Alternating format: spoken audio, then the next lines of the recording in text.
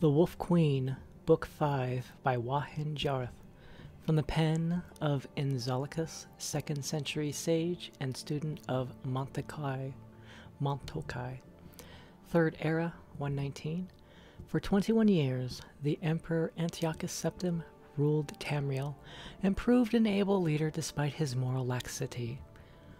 His greatest victory was in the War of the Isle in the year 110, when the Imperial fleet and the royal navies of Somerset Isle, together with the magical powers of the Sigic Order, succeeded in destroying the Piandonian invading armada. His siblings, King Magnus of Lilmoth, King Sephirus of Ghislaine, and Potema, the Wolf Queen of Solitude, ruled well, and relations between the Empire, and the kingdoms of Tamriel were much improved. Still, centuries of neglect had not repaired all the scars that existed between the Empire and the kings of High Rock and Skyrim. During a rare visitation from his sister and nephew Uriel, Antiochus, who had suffered from several illnesses over his reign, lapsed into a coma. For months he lingered in between life and death while the Elder Council prepared for the ascension of his 15-year-old daughter, Kintyra, to the throne. 3rd era, 120. Mother, I can't marry Kintyra, said Uriel, more amused by the suggestion than offended. She's my first cousin. And besides, I believe she's engaged to one of the lords of the council, Modellus. You're so squeamish. There's a time and a place for propriety, said Potema.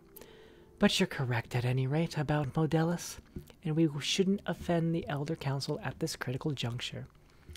How do you feel about Princess Rachma? You spent a good deal of time in her company in Faerun. She's all right, said Uriel. Don't tell me you want to hear all the dirty details. Please spare me your study of her anatomy, Potema grimaced. But would you marry her? I suppose so. Very good. I'll make the arrangements then. Potema made a note for herself before continuing. King Leromo has been a difficult ally to keep, and a political marriage should keep Faerun on our side. Faerun? Should we need them? When is the funeral? What funeral? Asked Uriel. You mean for Uncle Antiochus? Of course, sighed Potema. Anyone else of note die recently? There were a bunch of little Redguard children running through the halls, so I guess Sephirus has arrived. Magnus arrived at court yesterday, so it ought to be any day now. It's time to address the council, then, said Potema, smiling. She dressed in black, not her usual colorful ensembles. It was important to look the part of the grieving sister. Regarding herself in the mirror, she felt that she looked all of her 53 years. A shock of silver wound its way through her auburn hair. The long, cold, dry winters in northern Skyrim had created a map of wrinkles, thin as a spiderweb, all across her face. Still, she knew that when she smiled, she could win hearts, and when she frowned, she could inspire fear. It was enough for her purposes. Potema's speech to the Elder Council is perhaps helpful to students in public speaking. She began with flattery and self-abasement. My most august and wise friends, members of the Elder Council, I am but a provincial queen, and I can only assume that to bring into issue what you yourselves must have already pondered. She continued on to praise the late emperor, who had been a popular ruler despite his flaws. He was a true septim and a great warrior, destroying, with your counsel, the near-invincible armada of Piandonia. But little time was wasted before she came to her point. The Empress Gisela unfortunately did nothing to temper my brother's lustful spirits. In point of fact, no whore in the slums of the city spread out on more beds than she. Had she attended to her duties in the imperial bedchamber more faithfully, we would have a true heir to the empire, not the half-wit milksop bastards who call themselves the emperor's children. The girl called Kintyra is popularly believed to be the daughter of Gisela and the captain of the guard. It may be that she is the daughter of Gisela and the boy who cleans the cistern. We can never know for certain.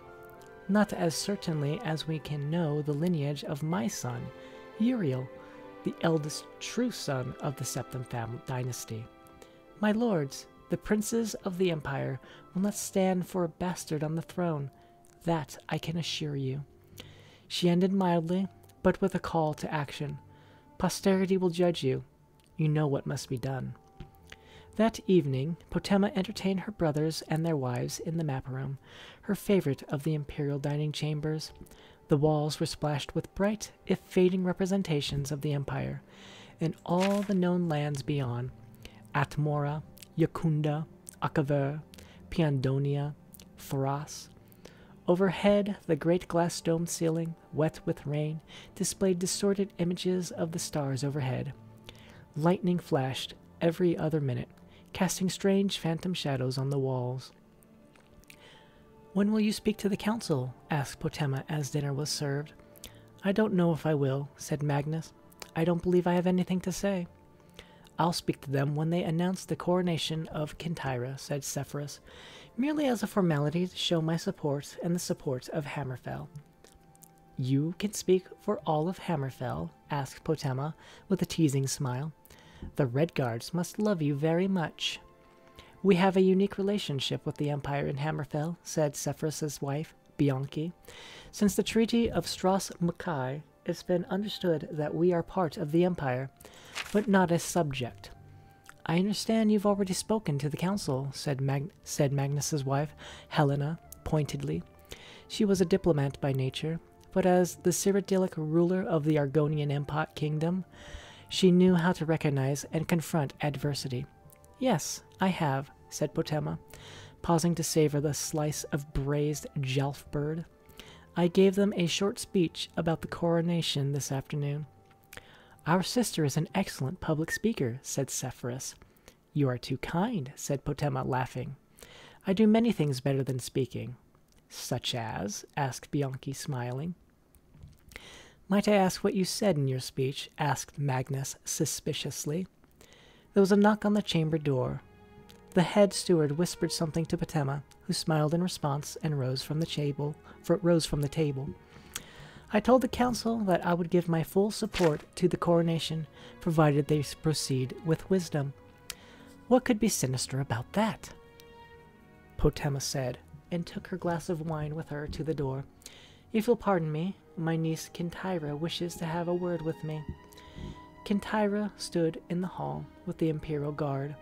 She was but a child, but on reflection, Potema realized that at her age she was already married 2 years to Mantiarco. There was a similarity, to be certain.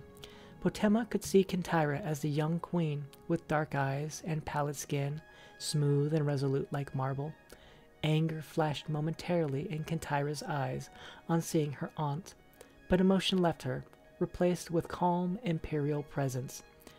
"Queen Potema," she said serenely, "I have been informed that my coronation will take place in 2 days' time. Your presence at the ceremony will not be welcome. You have already given orders to your servant. I have already given orders to your servants to have your belongings packed, and an escort will be accompanying you back to your kingdom tonight. That is all. Goodbye, Aunt." Potema began to reply, but Kintyra and her guard turned and moved back down the corridor to the stateroom. The Wolf Queen watched them go, and then re-entered the map room. "Sister-in-law," said Potema, addressing Bianchi with deep malevolence, "you asked what I would do better than speaking. The answer is war."